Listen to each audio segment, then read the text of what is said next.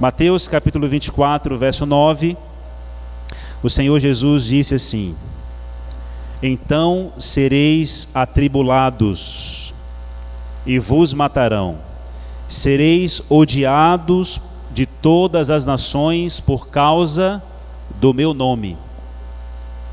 Jesus revelou aos discípulos a experiência de seu povo desde os dias em que deveria ser tirado dentre eles até o dia que ele voltaria a essa terra. E Jesus mostrou que o mesmo caminho de humilhação, de sofrimento atravessado por ele, deveria ser trilhado pelos seus seguidores. A mesma inimizade que houve contra Jesus se manifestaria contra todos aqueles que crescem em seu nome. Eu não sei se você já sofreu algum tipo de preconceito por ser cristão ou por ser adventistas do sétimo dia. Eu me lembro que, ainda juvenil, eu estudava em uma escola onde um garoto maior do que eu, de uma outra classe, passou a me perseguir. Eu era apenas um juvenil. Você sabe, muitas vezes na escola tem essas questões, né, de brigas, de inimizade, perseguição. E esse garoto era um pouco maior do que eu, era numa série superior, e ele começou a me perseguir, e eu não entendia o porquê. Até o dia que eu questionei ele, e ele disse o seguinte: eu não gosto de você porque você é crente. Talvez alguns aqui já tenham vivenciado algo parecido, mas isso não se compara ao que os primeiros cristãos passaram. A primeira perseguição aos cristãos veio dos líderes judeus. Em Atos capítulo 4, versos 1 a 3, nós temos essa descrição. A palavra de Deus diz que falavam eles ainda ao povo, quando sobrevieram os sacerdotes, o capitão do templo e os saduceus, ressentidos por ensinarem eles o povo e anunciarem em Jesus a ressurreição dos mortos, os prenderam, recolhendo-os ao cárcere até o dia seguinte, pois já era tarde. Aqui temos o relato de que Pedro e João foram presos pela primeira vez por estarem pregando a ressurreição dos mortos através de Cristo Jesus. Já no capítulo 7 do mesmo livro, dos versos 56 e 58, nós encontramos Estevão sendo apedrejado porque declarou ter visto o céu aberto e Jesus estando à direita de Deus. Ele disse: eis que vejo os céus abertos e o Filho do Homem em pé à destra de Deus.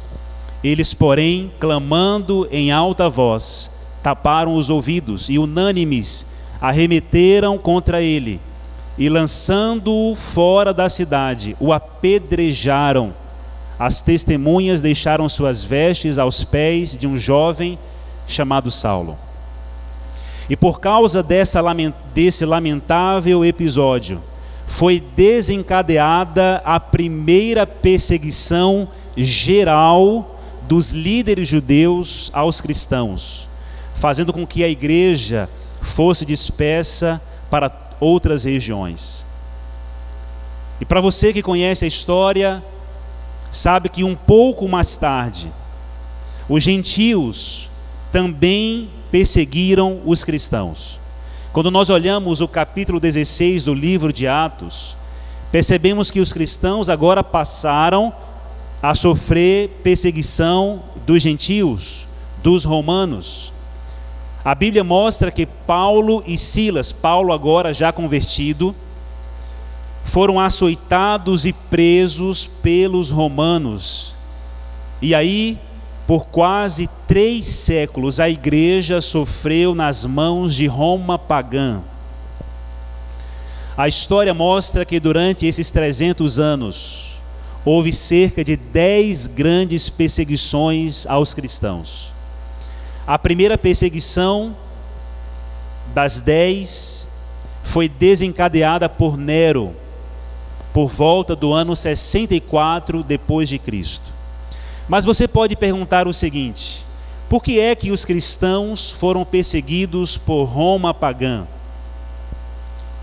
No livro O Grande Conflito, na página 40, é dito o seguinte: o paganismo previa que se o evangelho triunfasse, seus templos e altares desapareceriam. Portanto, convocou suas forças para destruir o cristianismo. Acenderam-se as fogueiras da perseguição. Os cristãos eram despojados de suas posses e expulsos de suas casas. Grande número deles selaram seu testemunho com o próprio sangue. Nobres e escravos, ricos e pobres, doutos e ignorantes, foram de igual modo mortos sem misericórdia. A história do povo fiel de Deus sempre foi marcada pela perseguição e pelo sofrimento.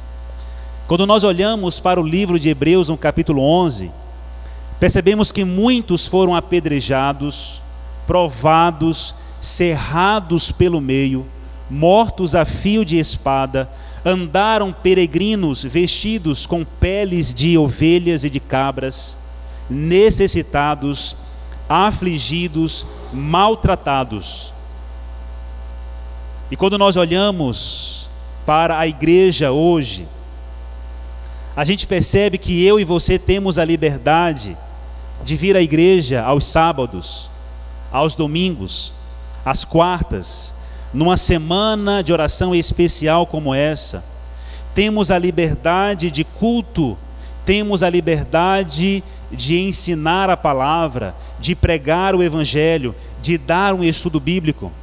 E às vezes esquecemos de que todos quantos querem viver piedosamente em Cristo Jesus serão perseguidos. É dito, irmãos, que os cristãos eram falsamente acusados dos mais hediondos crimes e tidos como a causa das grandes calamidades. Fomes, pestes, terremotos. Eram condenados como rebeldes ao império, como inimigos da religião e peste da sociedade. Grande número deles eram lançados às feras e queimados vivos nos anfiteatros. Alguns eram crucificados, outros cobertos com peles de animais e lançados à arena para serem despedaçados pelos cães. Onde quer que procurassem refúgio, os seguidores de Cristo eram caçados como animais. Eram forçados a procurar esconderijo nos lugares desolados e solitários. E é dito ainda que o sofrimento dos cristãos era a principal diversão nas festas públicas, onde vastas multidões se reuniam para observar o espetáculo com risos e aplauso. Alguma vez você já precisou correr de um leão dentro de uma arena, com milhares de espectadores ansiosos para verem você ser devorado vivo por uma fera? Alguma vez você já foi amarrado num poste, numa estaca, para ser queimado vivo e servir como tocha para iluminar a noite? Certamente não. Sabe, querido, açoites, flagelos, apedrejamentos, lâminas de ferro em brasa aplicadas aos seus corpos, forcas e outras formas de tortura, como por exemplo a roda de despedaçamento, aonde o condenado era amarrado a ela e também os seus membros, exposto entre os raios, e ali eles eram quebrados a marretadas. Tinha também o estiramento. A vítima tinha os braços e as pernas amarradas a cavalos, que corriam em direção contrária, rasgando o indivíduo em 4 partes. Tinha também o caldeirão com óleo fervendo. Essa nós já ouvimos falar porque o apóstolo João foi jogado dentro de um tacho com óleo fervendo. Segundo a tradição, João foi lançado dentro de um caldeirão assim. Todavia, Deus realizou um milagre e preservou a vida do apóstolo, e ele não sofrera nenhum dano. E como o imperador viu que nada podia fazer com João, enviou ele então para a ilha de Patmos, para ali ele ser um prisioneiro e ficar isolado de todos e não poder mais pregar o evangelho. Tinha também, queridos, o esfolamento. A pessoa tinha a pele removida, e isso causava uma dor insuportável, que inevitavelmente as vítimas poderiam desmaiar durante o processo. E para evitar que a vítima desmaiasse, elas eram penduradas de cabeça para baixo, para que o fluxo de sangue em excesso nos cérebros as deixassem conscientes. Mas esses fiéis homens e mulheres de Deus se recordavam das palavras de Jesus: felizes são vocês quando por minha causa sofrerem zombaria e perseguição, e quando outros mentindo disserem todo tipo de maldade a seu respeito. Alegrem-se e exultem, porque uma grande recompensa os espera no céu. E lembrem-se de que os antigos profetas foram perseguidos da mesma forma. E quanto mais os cristãos eram mortos, mais o evangelho continuava sendo pregado, e o número dos que aceitavam a Jesus apenas aumentava. Disse um cristão nesta época: quanto mais somos ceifados, tanto mais crescemos em números. O sangue dos mártires é semente. Depois do martírio de Estevão, quem padeceu em seguida foi o apóstolo Tiago.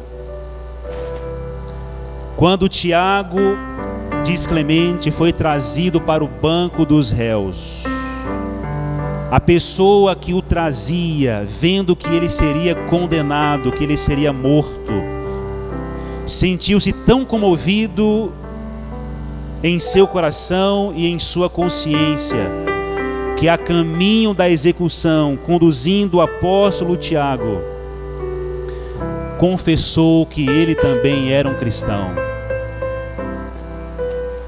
Durante o caminho, ele pediu perdão para Tiago pelo que estava fazendo. Depois de ponderar o caso por um instante consigo mesmo, o apóstolo Tiago olhou para aquele rapaz e disse: que a paz esteja contigo. E sabe o que aconteceu? Os dois foram decapitados juntos. Quando esses homens e mulheres sofriam a morte por causa da sua fé, eles se lembravam das palavras de Cristo: ser fiel até a morte, e dar-te-ei a coroa da vida. Está você disposto a permanecer sendo fiel até a morte? Deseja você nessa noite fazer um compromisso com Jesus, dizendo: Senhor Jesus, eu quero permanecer sendo fiel até a morte.